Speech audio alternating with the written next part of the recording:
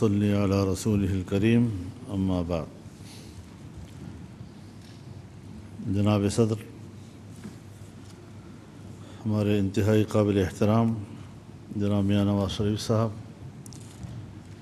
جناب وزیر اعظم، قومی زعماء، قائدین، آپ سب کی اجازت کے ساتھ آج کی اس آل پارٹیز کانفرنس کے موضوع پر کچھ گزارشات عرض کرنا چاہوں گا۔ اسرائیل کے ناسور کا سب سے اولین فیصلہ 1917 میں برطانیہ کے وزیر خارجہ دالفور کے جبری معاہدے کے تحت ہوا، اور اس وقت سے فلسطین کی سرزمین پر بستیاں قائم کرنے کا یہودیوں کا سلسلہ شروع ہوا۔ ہمیں پاکستان کی پوزیشن معلوم کرنی چاہیے۔ پاکستان نے 1940 کی قرارداد میں، جس میں پاکستان کی قرارداد پاس ہوئی تھی، اسی کا حصہ ہے کہ انہوں نے فلسطینیوں کی سرزمین پر یہودی بستیوں سے اختلاف کا اظہار کیا ہے، اور فلسطینیوں کے شانہ بشانہ کھڑا ہونے کا اعلان اسی اعلان پاکستان کے اندر موجود ہے۔ جب اسرائیل قائم ہوا تو قائد اعظم محمد علی جناح نے اس کو ناجائز بچہ کہا۔ پاکستان اور اسرائیل کے درمیان تعلقات کی نوعیت کا ذرا اندازہ ہمیں لگانا چاہیے کہ بانی پاکستان نے اسرائیل کے حوالے سے سب سے پہلا تبصرہ کیا کیا، اور اسرائیل کے صدر نے سب سے پہلا بیان جو خارجہ پالیسی کے حوالے سے دیا کہ اسرائیل کی خارجہ پالیسی کی بنیادوں میں سب سے اولین بنیاد یہ ہوگی کہ دنیا کے نقشے پر ایک نوزائیدہ اسلامی ملک کا خاتمہ ہمارا مقصد ہوگا۔ اسرائیل کا نقطہ نظر بھی معلوم ہونا چاہیے، اور پاکستان کا نقطہ نظر بھی معلوم ہونا چاہیے، اور پھر اس حوالے سے ہمیں سوچنا چاہیے کہ ہم نے کس بنیاد پر پاکستان کے اندر کچھ لوگوں کو یہ مواقع فراہم کیے کہ وہ ٹیلی ویژن پر آ کر اسرائیل کو تسلیم کرنے کی ترغیب دیں اور اس کے لیے لابنگ کریں۔ تو آج صورتحال تبدیل ہو گئی ہے۔ وہ جو دنیا میں ایک بحث چل رہی تھی کہ اسرائیل کو تسلیم کیا جائے نہ کیا جائے، ہمیں اس پر بھی تعجب تھا کہ جہاں فلسطین کو تسلیم کرنے اور فلسطینی حکومت کو جائز قرار دینے کی قراردادیں دنیا میں آنی چاہیے، وہاں اسرائیل کو تسلیم کرنے کی باتیں شروع ہوئیں۔ لیکن 7 اکتوبر پچھلے سال حماس کے مجاہدین نے جس انداز سے حملہ کیا، وہ حملے پر لوگ تبصرہ کر سکتے ہیں، ہر ایک کی اپنی مرضی ہے، لیکن اس نے فلسطین کے مسئلے کی نوعیت تبدیل کر دی، اور دوبارہ کسی کی زبان پر یہ نہیں آیا کہ اسرائیل کو تسلیم کیا جائے یا نہیں۔ آج یا فلسطینی ریاست کے قیام کی بات ہو رہی ہے، یا اس مسئلے کے حل کے لیے 2 ریاستی حل، جو ہماری پارٹی اس کو سپورٹ نہیں کر رہی۔ ہم اس پورے سرزمین کو عرب کی سرزمین کہتے ہیں، اسرائیل کی سرزمین کہتے ہیں، اور یہ عرب کی وہ سرزمین ہے جس پر جناب رسول اللہ صلی اللہ علیہ وسلم نے فرمایا، اخرج الیہود من جزیرۃ العرب، تمام جزیرہ عرب سے یہودیوں کو باہر کر دو۔ چنانچہ اس کے تحت اس خطے میں یہودیوں کی آبادی، بستی، یہودیوں کی مملکت، اس کا کوئی جواز موجود نہیں ہے، نہ از روئے شریعت اور نہ سیاسی لحاظ سے اور نہ ہی جغرافیائی لحاظ سے۔ چنانچہ 7 اکتوبر کو آج ہم اس لیے بیٹھے ہیں کہ ہم فلسطینیوں کے ساتھ یکجہتی کا دن منائیں، بوجوہ اس وقت ضرورت اس امر کی ہے کہ ہم یکجہتی کا مظاہرہ کریں۔ ہمارے درمیان اختلاف رائے موجود ہے، سیاسی معاملات پر اختلاف رائے ہیں، الیکشن کے معاملات پر اختلاف رائے ہیں، بہت سی چیزوں پر ہمارے اختلاف رائے ہے، لیکن اگر آج شنگھائی تعاون تنظیم کا اجلاس پاکستان میں ہو رہا ہے اور پاکستان اس کو ہوسٹ کر رہا ہے، تو اس موقع پر بھی بہرحال ایک سمٹ ہے، ایک سربراہی اجلاس ہے، اور ہمیں اس کے احترام میں بھی یکجہتی دکھانی چاہیے۔ اگر ہم نے معیشت کے حوالے سے دنیا کا اعتماد حاصل کرنا ہے کہ وہ اس مشکل وقت میں پاکستان کی مدد کرے، تو اس کے لیے داخلی یکجہتی ضروری ہے تاکہ ہم ان کے اعتماد کو بحال کر سکیں۔ تاہم اس وقت تک 50,000 غزہ اور خان یونس کے مسلمان شہید ہو چکے ہیں۔ اکثریت چھوٹے بچوں کی ہے، خواتین کی ہے، بوڑھوں کی ہے، بے گناہ شہری، غیر مسلح، اور یہ جن کے جنازے پڑے گئے ہیں یہ وہ تعداد ہے۔ مجھے بتایا گیا کہ کوئی 10,000 کے قریب لوگ اب بھی ملبوں کے نیچے دبے ہوئے ہیں جن کو جنازہ بھی نصیب نہیں ہو سکا ہے۔ ہزاروں کی تعداد میں وہ شیرخوار بچے کہ اگر کل وہ بڑے ہو گئے تو شاید ان کو یہ بھی معلوم نہ ہو کہ ہم کس کی اولاد تھے، ہمارا باپ کون تھا، ہماری ماں کون تھی۔ اس قسم کی ایک صورتحال دنیا میں جا رہی ہے۔ ہمیں سوچنا چاہیے کہ ہم مسلمان ہیں۔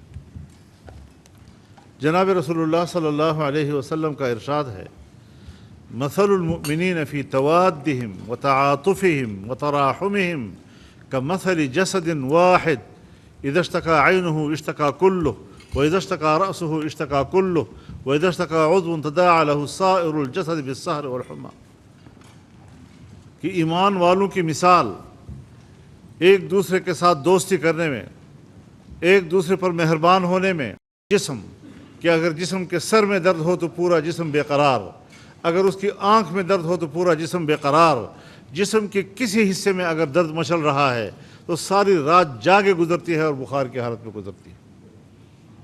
کیا آج ہم فلسطینیوں کے درد کو اس انداز سے محسوس کر رہے ہیں؟ کیا ہمارے دل اس انداز سے تڑپ رہے ہیں ان کے لیے؟ امت مسلمہ نے اس ایک سال میں جس غفلت کا مظاہرہ کیا ہے یہ اللہ کے نظر میں جرم ہے، جرم، اور ہم پاکستانی اس جرم میں برابر کے شریک ہیں۔ ہم نے اپنے بھائیوں کے ساتھ اس حالت میں وہ ہمدردی نہیں دکھائی جس کے وہ محتاج ہیں، جس کے لیے وہ پکار رہے ہیں، ہماری مدد کو پکار رہے ہیں، چیخ رہے ہیں، اور جب ان کے والدین کے سامنے اس کا بچہ شہید ہو رہا ہے تو والد اس کو کہتا ہے کہ جب آپ آگے چلے جائیں گے تو رسول اللہ سے گلہ کرنا کہ مسلمان بھائیوں نے ہماری مدد نہیں کی۔ کیا ہمیں اس بات کا احساس ہے؟ دردناک کیفیت ہے۔ کچھ چیزیں ہمیں دعوت دے رہی ہیں ان حالات میں بھی کہ ہم نے کیا کرنا ہے۔ ہم سے تو جنوبی افریقہ اچھا ہوا کہ جس سے عالمی عدالت انصاف میں جا کر کیس دائر کیا اور عالمی عدالت انصاف اسرائیل کے خلاف فیصلہ دیا اور کہا جنگ بند کرو، پیچھے ہٹ جاؤ، لیکن اسرائیل ہے کہ ڈٹائی کا مظاہرہ کر رہا ہے۔ اقوام متحدہ نے قرارداد پاس کی ان کے خلاف۔ اسرائیل اتنا جرأت مند ہے کہ اس نے سیکرٹری جنرل کو اسرائیل میں آنے سے روک دیا۔ یہ ساری صورتحال ہمارے لیے سیاسی طور پر لمحہ فکریہ ہے، سوچ کی دعوت دیتا ہے ہمیں کہ ہم نے کس زاویے سے سوچنا ہے۔ ایک کانفرنس کر کے، ایک قرارداد پاس کر کے، ایک اعلامیہ جاری کر کے شاید ہم فلسطینی بھائیوں کا اور ان پر ڈھائے جانے والے مظالم پر ان کا حق ادا نہیں کر سکتے۔ پوری اسلامی دنیا ہو یا پاکستان ہو، ہم سب مصلحتوں کا شکار ہیں۔ کہیں ایسا نہ ہو جائے، کہیں ویسا نہ ہو جائے، ارادے باندھتا ہوں توڑ دیتا ہوں، اس کیفیت سے ہم سب لوگ مبتلا ہیں۔ ہمیں اس کیفیت سے نکلنا ہوگا اگر ہم واقعی سمجھتے ہیں کہ ہم نے ان کے ساتھ یکجہتی کا اظہار کرنا ہے۔ فلسطینی بھائی محض زبانی یکجہتی کے طلبگار نہیں ہیں، وہ کچھ عملی طور پر آپ سے چاہتے ہیں۔ اور جب میں دوحہ گیا تھا پچھلے سال تو مجھے انہوں نے اس وقت جہاں ایک عبوری حکومت تھی یا حکومت تھی بھی یا نہیں، ایسی صورتحال تھی، وہ خط مجھے دیا گیا، قلم سے لکھ کر دیا گیا، کوئی ٹائپ بھی نہیں کیا گیا، جس میں انہوں نے پاکستان سے کیا طلب کیا تھا۔ ذرا اس کا مطالعہ کیجئے، ذرا معلوم کیجئے کہ انہوں نے پاکستان سے کیا مانگا تھا۔ पिछले साल 14 अक्टूबर को पेशावर में बहुत बड़ा जलसा था हमारा, मुफ्ती महमूद कॉन्फ्रेंस के नाम से था, मिलियन मार्च था, लेकिन हमने उनको तूफ़ान अक्सा के उन्वान से तब्दील कर दिया था और उसमें एक फ़लस्तीनी रहनुमा ने शिरकत भी की। फिर कोयटा में कॉन्फ्रेंस हुई, फिर कराची में कॉन्फ्रेंस हुई, मिलियन मार्च हुए, लेकिन उसमें फ़लस्तीनी नुमाइंदे ने बराबर शिरकत की और इस मसले को उठाया गया। यहाँ एक सवाल पैदा हुआ और मुझे ये शिकायत पहुँचाई गई कि फ़लस्तीन की हुकूमत कहती है कि ये तो एक तंजीम है और आप उसको इतना उठा रहे हैं। तो मैंने कहा जी यहाँ रियासत है, वहाँ भी रियासत है, रियासत रियासत के साथ मामलात करे, लेकिन हम तंजीम हैं, हमास तंजीम है, हम एक तंजीम को सपोर्ट कर रहे हैं बतौर तंजीम के और खुलकर सपोर्ट कर रहे हैं। हर चंद के लोग कहते हैं वो तो बैनुल-अक़वामी तौर पर दहशतगर्द तंजीम है और फलां है। दहशतगर्द होगा, अमेरिका की नज़र में होगा, यूरोप की नज़र में होगा, मुसलमानों के दुश्मनों की नज़र में होगा, इस्लाम दुश्मनों की नज़र में होगा। हमारी नज़र में वो इस खुलकर ऐलान करते हैं इस बात का। हमने किसी एक लम्हे के लिए भी ये पोजीशन नहीं ली कि दिफाई पोजीशन में आकर हम फैसले करते रहेंगे। अमेरिका हमें दहशतगर्द कहेगा तो हम उसको दहशतगर्द कहेंगे, अमेरिका हमें पुरअमन होने के सर्टिफिकेट देगा तो हम कहेंगे कि ये बेहतरीन सर्टिफिकेट है, हमें मिल गया जी। जो खुश होते हैं हज़ार दफ़ा खुश हों, लेकिन हम अपनी नज़रियाती पोजीशन और नज़रियाती हैसियत को हमेशा वाज़ेह रखना चाहते हैं। हमारी तजवीज़ होगी कि ये कॉन्फ्रेंस हमारी हुकूमत से कहे कि